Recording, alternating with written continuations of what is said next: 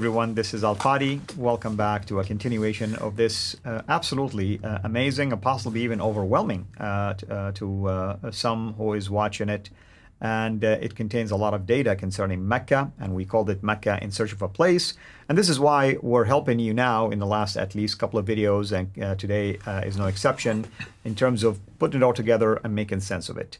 So today we will continue to build up on this notion of the importance of the 7th century as to the alleged rise of a religion called Islam. And today we're going to talk even about the origin of the Arab people, at least the followers of Islam. Yes, Jay. Okay. What can we make out of all of this? Okay, let's go to the slides again, and let's unpack what we're saying. So they need an Arab identity.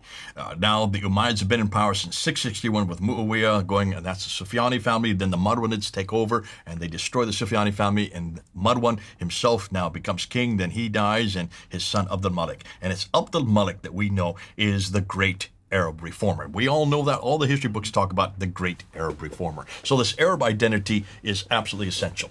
So how does this happen? The Arabs have been in power since the mid-7th century. Al-Malik rules politically from 685 to 705 in Damascus, not in Mecca, obviously, we said. The Umayyads had now controlled that part of the world since 661. After 30 years with little identity, they needed this Arab identity. Now, here's the thing. When you look at their cousins, that's us, the Christians and Jews, they already had an identity. Why? Well, because we have a prophetic line. It goes through Isaac.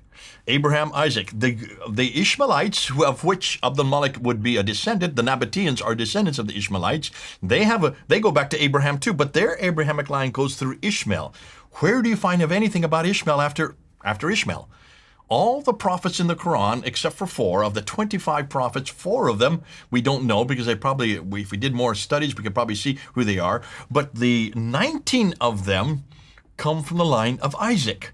And then you have Ishmael and Muhammad.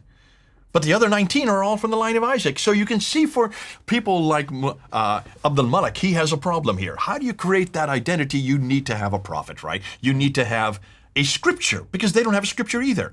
Correct. We have a scripture. The Jews have a scripture. We have the Old and New Testament, and we can trace that all the way back to 1400 BC. And he would have been aware of the Jews and the Christians, a prophet or prophets, scripture, identity, religious identity in this case. So he was familiar with all of that. Oh, it gets even worse than that. Remember, as the Nabateans, or who are the Umayyads, as they're conquering all these cities, they don't live in the cities because they're nomadic. The Nabateans are well known as being nomadic. They're the traders that went all the way out to Canton in China. They were traders that used camel. They were camel herders, so they didn't live in cities. Yet they were conquering these cities. The Ghassanids and Lakhmids had helped them defeat and take over these places. Now they needed to have those cities run. How do you run those cities? Well, they didn't know how to do it, so they used Christians and Jews to run their cities. They called them Maulas or Moalis. Mawali, yes. What does that mean? Well, in this case, the context indicates that they are slaves or at least paid workers. What we call indentured servants. Right. And they would take on their names. They would take on the names of those who they're indentured to. That's why they all take on Arab names. Right. So these guys are the ones, but who are they? They're Jews and Christians. And those Jews and Christians that the Arabs dominate, they have an identity that the Arabs don't. There's a jealousy that is created. Mm-hmm. This jealousy with the Jews and Christians because they have a prophetic line. They have a scriptures, the Arabs did not. This comes to the fore when al-Malik comes to power, and he needs to create that identity. So what does he do? Well, let's see what history tells us. Let's see where the evidence goes. The first thing he does, well, not the first thing, but soon after he comes to power in 685, he builds a huge building called the Dome of the Rock. Have you been to Jerusalem? Not myself, hopefully soon. I've been there. I've been to the Dome of the Rock. You can't help but see it whenever you go to Jerusalem. It sits right there, and you can see it from all over Jerusalem. It's a beautiful building, the largest Arab structure in its day, which is interesting because look and see where it's built. It's built right above where the Temple of Solomon used to be, right above the sanctuary of the Jews, but it looks down upon the Church of the Sepulchre. Look at the picture there, and you'll see the red arrow points to the Church of the Sepulchre, and it's the Church of the Sepulchre where all the Christians went for their pilgrimage. Right. Remember, al-Malik, for heaven's sakes, if he's going to build such a large structure, why did he do it way down in Petra, where his sanctuary was? Why did he do it in Damascus, where he lived? That's his political capital. Why did he build it in Jerusalem? We're going to get to that. What we do know is the Al-Aqsa Mosque, the one that's just been in the news lately, the Al-Aqsa Mosque was not built at that time. People always say the Al-Aqsa Mosque is also as old as the Dome of the Rock. No, it wasn't. The Al-Aqsa Mosque was built in 709. 709, that's the 8th century. And it's built there on the wall. It's on the same citadel as the Dome of the Rock. But the Dome of the Rock does not have a Qibla, whereas the Al-Aqsa Mosque does. But the entire citadel for both the Dome of the Rock, and if you look just to the right of it, you'll see a Dome of the Change, which is the little structure a little over to the right. That is a mosque that was built right after the Dome of the Rock. It does have a Qibla, and the Qibla for the Dome of the Change, or the Mosque of the Change, and the Al-Aqsa Mosque, and the entire structure that's still there today are all facing Petra. Right. That's the first thing. But let's move on. The significance of the Dome of the Rock. You ask any Muslim today, why is it important? They say, well, that's where Muhammad was woken up. He went up. He was put on a winged horse called the Buraq, and he flies from Mecca all the way up to Jerusalem. And then he goes up to the 7 heavens, meets Allah, comes back down to the 5th heaven, meets Moses, and he bounces back and forth, getting the prayers from 50 down to 5. And then Moses, that's enough, so he comes back down to the Dome of the Rock. Or the Rock. The Dome hadn't been built that time when Moses was living, obviously, in 1400 BC, and flies back to Mecca. That's why they say it's important. Now, before we get into that and debunk that, let's just look and see what we now know. We know that it employs Byzantine architecture. It also is much larger and more prominent than any other building of its day. It sits down, looking down on top of the Church of the Sepulchre. So this is a one-upmanship against the Jews and the Christian. In this case, the Byzantine Christian, because that's their pilgrimage site. It is situated on the holiest city for the Jews and Christians, who are their cousins through Abraham. But it should be in Damascus or Mecca. It's not. They say, the Muslims today say that it's to commemorate the Miraj. That's that night journey. If that is the case, if it's there to commemorate the Miraj, then something should be said about it. It should be on the inscriptions. See, here's the beautiful thing about the Dome of the Rock. It has inscriptions on the inner ambulatories. What are the inner ambulatories? Let's take a look at them. There's the inner ambulatories where the 2 green arrows are forking. You see where the 2 green arrows are? Right. That's the only original part of the building. That building has been destroyed and rebuilt 11 times, but those 2 ambulatories have remained since 691, since the late 7th century. So we need to look at those ambulatories because they have inscriptions on them. There you can see where the arrows are pointing. Those are the inscriptions on the inner ambulatories. Look at them. They're written in Arabic. Take a look at what they say. There is nothing at all about the Miraj on any of those inscriptions. What do they say? Well, O people of the Scripture, do not exaggerate your religion. Jesus, son of Mary, was only a messenger. So believe in Allah and his messenger. Say not 3, cease. For it is removed, far it has been removed from his transcendent majesty that he should have a son. Who's that attacking? Is that talking about the Miraj? That's attacking Jesus. That's attacking his divinity. That's attacking the Trinity. That's attacking his sonship. That is attacking Byzantine Christianity. Right. Can you look at the other one? Surah chapter 17, verse 111. Hath not taken unto himself a son, this is about God, who hath no partner. That's attacking the divinity of Jesus. That's also found in chapter 5, verse 72 of the Quran. Nor hath he any protecting friend through dependence. Let's continue on. Chapter 112 is there on the Dome of the Rock. He has no associate. Again, that's attacking Jesus' divinity. Is attacking Byzantine Christianity. He begetteth not, nor was begotten. That's attacking John 3:16. None comparable unto him. So here they attack Jesus, attack his divinity, attack his Trinity, and then they introduce Muhammad is the messenger of God. By the way, if this was intended to represent chapter 112, Surah 112, then there is a variant reading here because the actual chapter does not include the name of Muhammad in it. That's something for another time. Right. We're going to have to unpack that. Right. Here's what's fascinating. Even if it did include Muhammad, because we do know that Muhammad's on the coins in 692, we also know that Muhammad's on the Caliphate protocols in 691, and Muhammad is there on the Dome of the Rock. What does Muhammad mean in Arabic? Well, I mean, you can look at it I know it's been taken as a name, but you can look at it as an adjective here describing someone, saying that the praised one. The praised one is the messenger of God. Right.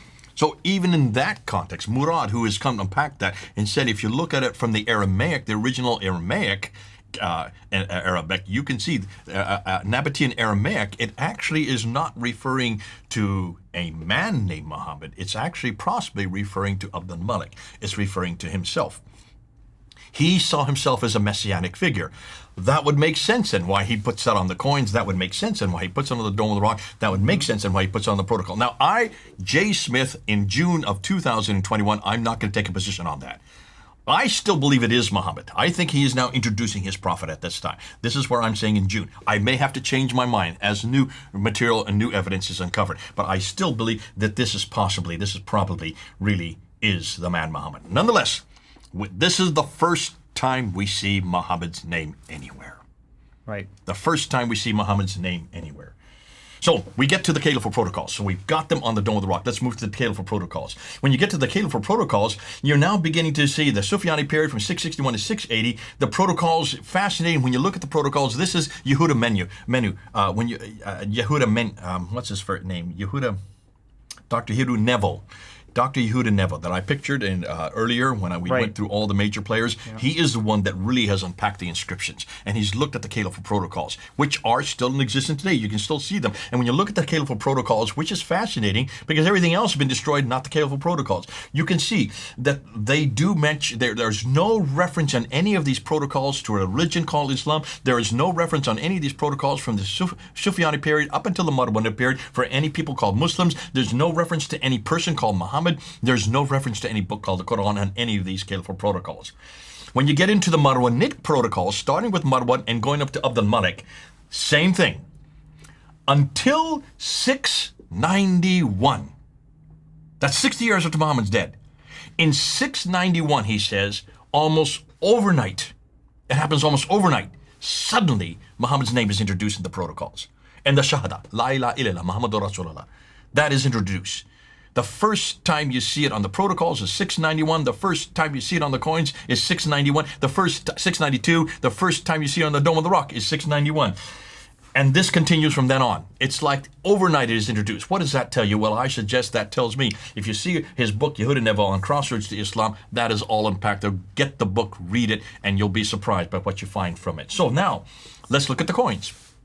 Mm-hmm. When you look at the coins, you need to look and see, here you have the Byzantine dinar. I'm pointing it there. Look at the arrows. You can see there's Heraclius there with his two sons on either side, and they're holding cross. They have crosses on their orb, and they have crosses on their head, proving that they are Christians. On the back side of the coin, you see the Byzantine cross. So these are the gold solar discs from that time. When you get to the Sufyani period, now this is Muawiyah. There's Cave Muawiyah. Look at him. He is on the coin. This is a copper coin. And what's above his head, and what's he holding in his hand? A cross. Mm-hmm. It looks like Muawiyah is a Christian, right? By the time we get to al-Malik then, the crosses are taken off, and al-Malik then replaces it with his own image, holding a sword, because he now is going to war. And he's going to war against the Byzantines. On the backside, he does a deformation. He's a mockery of the Byzantine cross. He's mocking the Byzantines. And the Shahada is then introduced. Actually, it's introduced to a coin before that. This is from 693. The coin before that was 692. Then you get to the 696 coins by al-Malik, and he takes his image off. He takes the image off of the mockery of the Byzantine cross, and he only has script, Arabic script. This is the Arabic script that is introduced in 696. And this Arabic script, almost every one of it, is attacking Jesus Christ. It's attacking his divinity, it's attacking the Trinity, it's attacking his sonship, and it's introducing Muhammad as now their Arab prophet. Can you see the coins follow the Dome of the Rock, follow the protocols? The need for a man. We knew that al-Malik introduces here his Arab identity in the guise of an Arab prophet. Beginning with the Dome of the Rock in 691, it's larger than any other non-Arab structure. It's facing the Arab sanctuary, Petra, not Mecca. It incorporates inscriptions against Byzantine Christianity. It's the Dome of the Rock that introduces the name Islam. It introduces the people Muslim, and it introduces the Prophet Muhammad. I still think it is the Prophet Muhammad he's introducing. The Caliphate protocols that he introduces change overnight in 691 to introduce Muhammad there as well. He mints his coins between 692 and 696, replaces his image and introduces Muhammad on those coins, announces the Shahada on these coins as well as Quranic verses, all attacking Jesus and Christianity. Now they need a book because they got the man introduced in 691. They got to have a book. Because if you have a prophet, every prophet has a book, right? So, al-Malik introduces Muhammad, needs a revelation. The earliest Quranic texts, you notice, the earliest Quranic texts are on the Dome of the Rock. That's 691. The earliest Quranic manuscripts begin to appear during his reign, the lower layer of the Sana'a manuscript, possibly from the last 2 decades of the 7th century. That has yet to be, because nobody wants to put dates on these manuscripts. Everybody's reticent to put dates on these manuscripts. Well, I mean, the dating basically is not that easy, as you know, because you have to date the ink. So they make attempts by dating the leather itself, the parchment. And the parchments are when the animal dies. That's right. If you're going to use carbon dating. We have yet to get into all that, but that's something we come up to. So let's say late 7th century, the Quranic manuscripts begin to proliferate during the reign of his son al-Walid. In 705 up to 715, we suddenly see a proliferation. Why is suddenly a proliferation? Because they need a book. And that can you understand? If you need a book, where you get your source material from? Well, you start to grab, borrow. But who do they borrow it from? From the Jews. The difficulty is they got the wrong material. If you look at all the biblical stories in the Quran, take a look and see, not one of them, except for the story of Moses, almost every other story about the biblical prophets are from apocryphal literature.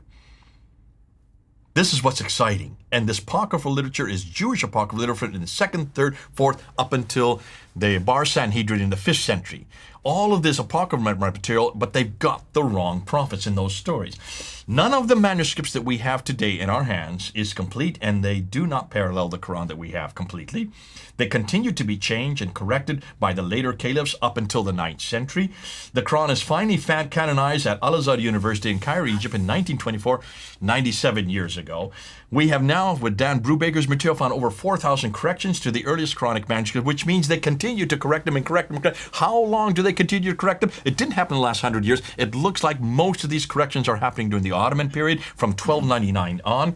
And finally, there are still currently 30 official different versions of the Arabic Quran. These are known as the Qira'at, that which became and exploded all across the world stage because of that crazy interview that happened between Yusuf Qadi and Mohammed Hijab back in June of 2020. So now they need a place. They've got the man, they've got the book, they need a place. They need Mecca. 2 empires compete to create an Arab identity. What are the 2 empires? The Umayyads, who are headquartered way up in Damascus but have their sanctuary in Petra, destroyed by an earthquake in 713 AD. Thus, a new place is needed. Once you destroy the sanctuary and God's presence is no longer there, you've got to find God's presence. So what do? Well, you follow the black stone. Follow where the black stone is. So Zubair took the black stone, and when he took the black stone, he was taking God's presence with him. So where do the pilgrims go? They start following him. And not to mention, Petra has been destroyed, right? It's mentioned that Petra, that is well known because that's documented. The Mecca was possibly chosen by Abdullah Zubair and those from Baghdad and Kufa, the Abbasids, in defiance of the Umayyads in Petra. The Abbasids and Zubair, with their sanctuary in Mecca, then demand allegiance to the surrounding tribes. With the black stone in Mecca, the pilgrims begin to come there as it holds God's presence. That's why Mecca becomes important. Mecca must now replicate the 5 stages of the Hajj that are already previous in Petra, which we're going to soon find also are replicated in Jerusalem maybe before. Now we can see why we have the 4 Qiblas. The 4 Qiblas, you need the 4 Qiblas because the 2 empires are basically fighting each other. In the earliest Qiblas, which are facing Petra, had allegiance to Umayyads, which were headquartered up in Damascus. All those Qiblas facing Mecca are those who allied themselves with the Abbasids, who are up in what is today Baghdad. Back then it was called Ctesiphon, and Kufa was where their seminaries were. Al-Hajjaj, who is the governor of al-Malik, he also rebels. Like Zubair, he rebels later on in about 706. He rebels. Zubair rebels in 686. Al-Hajjaj rebels in 706, and he then creates this new direction of the Qiblas, which is in between, because he's hedging his bets. He wants to see who's going to end out, who's going to come on top. That's why his Qiblas are directly halfway between Petra and Mecca. Then in North Africa and Andalusia, they don't show allegiance to either empire, so they have their mosques facing parallel to each sanctuary. Thus, they are all groups who are waiting to see which side would gain control before giving their allegiance to either. In other words, they are hedging their bets out of political expediency. When the Abbasids finally overpower the Umayyads in 749, most of the Qiblas then begin to face Mecca, with a few holdouts until 822, after which they they all face Mecca up until the present time. Thus, it is clear that these Qiblas were chosen for political purposes and not ineptitude, like David King used to always say, or for religious doctrines like he likes to impose upon. This is because that's why there's only 4 Qiblas, and they're all to do with what's happening on the ground. Now, let's look at a possible scenario. So here's my what-if scenario. You asked me to do this, I'm going to do it. I may have to change it in another year, but this is what I'm saying in June 2021. Now, by the time the Abbasids are in power in 749, the Muslims now have a prophet. His name is Muhammad.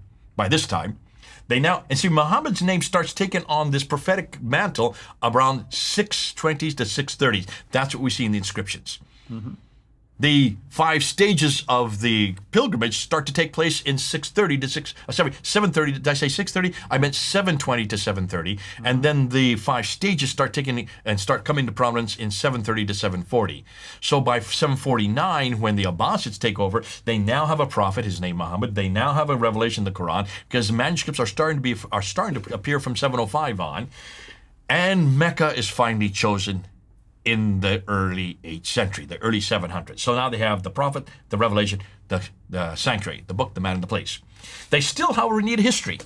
Right. So now they start kicking in, the biography, the sayings of this man. The first thing, you need a biography. So who's the first to write it? His name is Ibn Ishaq. Right. And they've been in power since 749. He writes this in 765. 765 is the first biography. Mm-hmm. It's full of all kinds of problems because it's still borrowing from a lot of the Umayyad material.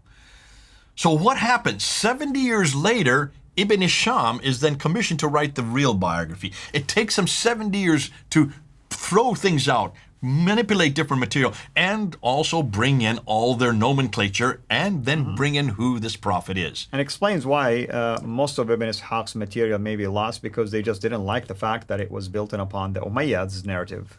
And why is it we don't have Ibn Ishaq's material today? For this very reason. Because the narrative had not yet been canonized. And once you canonize a narrative, that's what Ibn Hisham did in 833, you destroy every evidence that comes before.